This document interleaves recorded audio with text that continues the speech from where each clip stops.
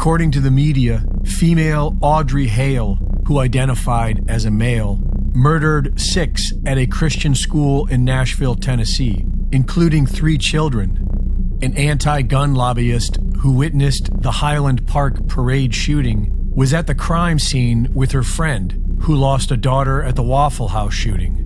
They spent the day telling all the cameras how they were coincidentally there on vacation and that America needs more gun laws. I was actually in town just on vacation, but I'm a mass shooting survivor. My son and I survived a mass shooting in Highland Park. I am in Tennessee on a family vacation with my son, visiting my sister-in-law.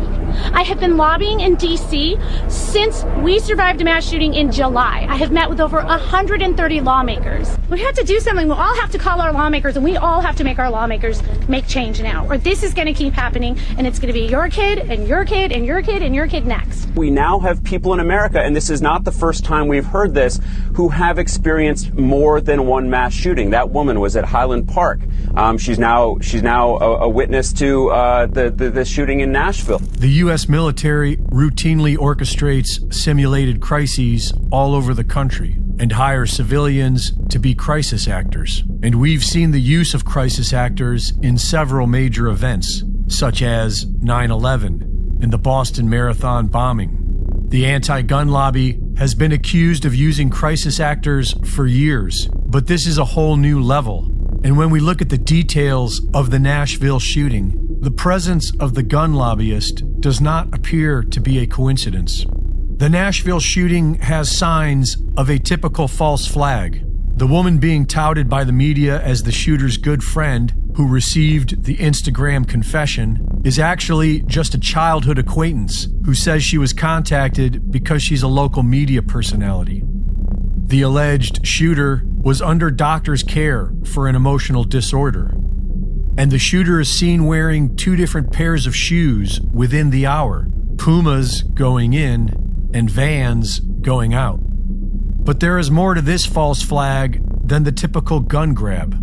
This Saturday, a group called Trans Radical Activist Network is organizing a protest in Washington, D.C. called Day of Vengeance. This is reportedly a new movement called Militant Trans, an armed branch of the LGBTQ cult that is threatening to kill those who oppose sex change ops for children. Just hours after the Nashville shooting, the governor of Arizona's press secretary tweeted a picture of a woman wielding 2 handguns with the caption, "Us when we see transphobes." This is followed by what appears to be online support. Madonna raises money in Nashville, not for the 3 murdered children, but for the trans community. A trans named Adam Denker, who now goes by Kayla, recently made headlines for posting a short video with a rifle, threatening to fight back against transphobes. Journalist Andy No is reporting that Denker is a member of Antifa and is former military, which shouldn't be a surprise. The military has changed their code to allow for transsexuals.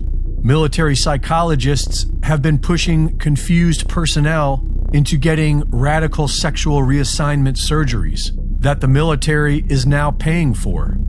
So far in 2023 alone, the U.S. government has spent $10 million to research LGBTQ Americans. And that's nothing. In the year 2017, well over 100 organizations gave $185 million to support the LGBTQ community. And the top spender has been Big Pharma. The mentally ill are being weaponized by the New World Order, and we, the people, are being goaded into seeing them as the enemy. Reporting for InfoWars, this is Greg Reese.